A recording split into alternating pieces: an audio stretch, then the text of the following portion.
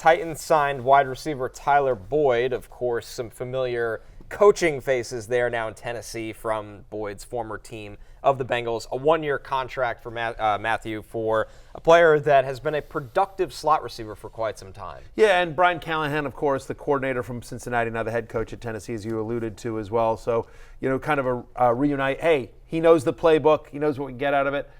I think this is – you're not drafting Tyler Boyd. You're not. But what I would say is that I think it's another weapon for Will Levis. Like, give the Titans credit, right? They've got Hopkins. Ridley. They signed Calvin Ridley to the big deal. They've got Treylon Burks still there. My guy Chig Okonkwo. Now Tyler Boyd. Like, they're giving Will Levis a shot, right? They improved the offensive running backs. Capable running backs as well. Two good pass-catching running backs in Tony Pollard and Tajay Spears. So they're giving Will Levis more weapons. It'd be an improved offensive line with Brian Callahan's father, Bill, coaching the offensive line, the best offensive line coach in football as well. So they're going to give Will Levis a shot. I think this hurts Treylon Burks and Chig Okonkwo. The expectation here is you're going to have Hopkins and Ridley on the perimeter.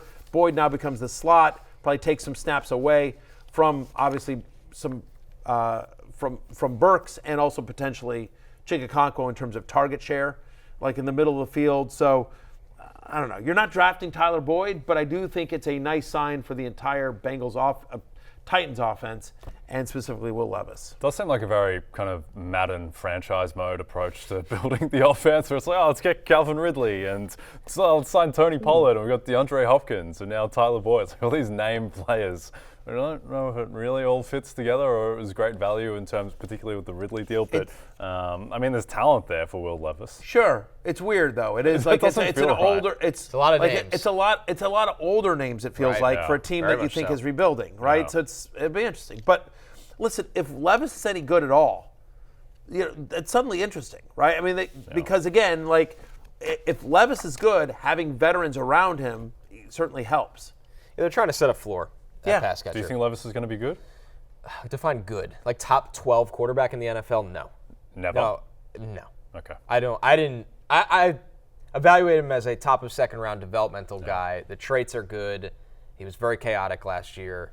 He's super high variance. I would be surprised if he ended up being that guy. I could see him being middle of the pack where they could win games with him, especially putting veteran talent around him. I thought he had some moments last year. Amazing to be very moments. Fair to him. Yeah. And then he also had some times where he's getting sacked, and it's like this guy does nothing last season. But also, on a like bad team. Again, exactly a bad team. I would argue the worst offensive line in football last year, and there was clearly a disconnect between the coaching staff and the front office, and he wasn't put in a great spot. He wasn't put in a great spot. I thought he was better than I expected. Yeah. I thought he needed even more time, and he's just a competitor. I mean, you see the crazy runs. He tries to jump over people. He's got a big arm. It's just consistency. He would have dived for the fumble that Cam Newton didn't in the Super Bowl. If I was about my life, on one quarterback in history to dive for that ball. He's a baller. He's easy to root for. Will Levis.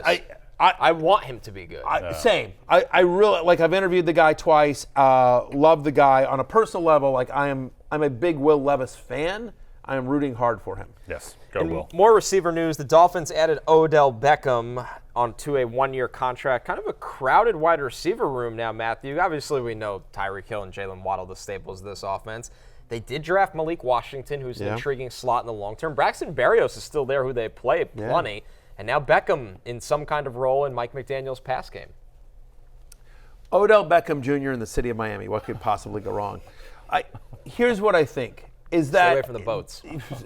Dude, this is a splashy signing that has very little fantasy impact.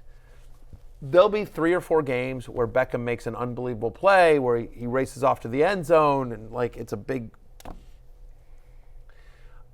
It makes me feel better about Tua if Tua is my fantasy quarterback because it's another weapon. Beckham showed flashes last year that he was still the same guy. There were moments in Baltimore where you're like, oh, damn, okay, yeah. But the other thing is what is it? Is this his 4th NFL team? I believe this is his 4th NFL team now. Fifth because the Rams, Ravens, Giants, and Browns, obviously. Yeah. So it's his 5th NFL team. He's at best, he's the 4th option on offense after the 2 wide receivers and whoever the running back is, right? Well, whoever's back there, whether it's Achane or Mostert or Wright, whatever. So and the idea of consistent fantasy value out of Odell Beckham Jr., I think is, barring an injury to one of the guys ahead of him, I think is not expected. If you want to take a flyer on him late in your best ball draft, great, knock yourself out. But I think this is just, it's a bigger name and it's another weapon for Mike McDaniel, another toy for him. But I think there's not a lot of fantasy impact other than, oh good, another weapon for Tua Tagovailoa. Because I would argue, and I don't have the numbers in front of me, but I felt like last year, Jaylen Waddle, fantasy-wise, was super inconsistent. He'd have some great games, and then he would sort of disappear. Right. Tyreek Hill was the only guy that I felt like you could count on, and the running backs, that you could count on week in, week out for big fantasy production. For all of Jaylen Waddle's talent, there were weeks where he just sort of disappeared fantasy-wise. Yeah, he was dealing with injuries, right? Last Is year that at the true? rib thing, he Yes. came into the season, Came he into the didn't season, really right. seem to hit his stride until the end of the year. It never really happened for Jaylen Waddle. I think he'll be better this year. The one thing with Odell... But my argument there is just how many productive wide receivers can happen on a consistent basis in this offense? Also got my man Jonnu Smith. I was just going to say, Jonnu Smith is going to find a way to get targets in this offense. Your man Durham Smythe still around? Yeah, sure. But look, jokes aside about Jonnu Smith, because we used to make fun of him because of the way Arthur Smith used him. Jonnu Smith is good, and more importantly, he's fast. For a guy that size, he's fast. He fits into what they want to do in Miami in terms of speed.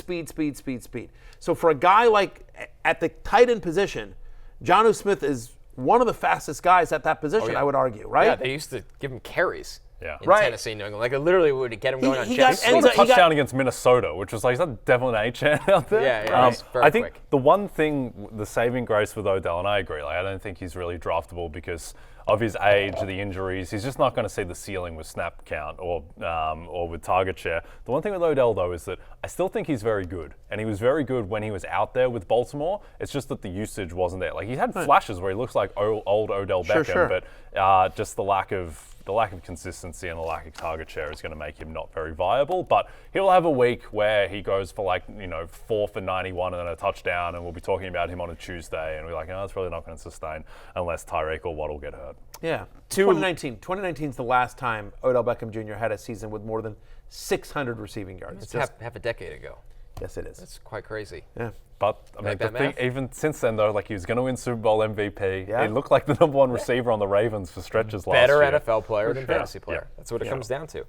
Hey, it's Matthew Berry from NBCSports.com and RotoWorld.com, and I want to thank you so much for watching whatever it is you just watched, or if nothing else, being too lazy to click out of the autoplay after this video started, after whatever it is you actually wanted to watch finished.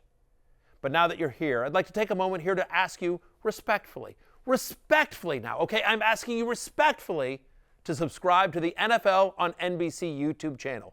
You'll get the latest Roto World fantasy news headlines, all sorts of great shows, including my own Fantasy Football Happy Hour. So go subscribe now. Again, I'm asking respectfully.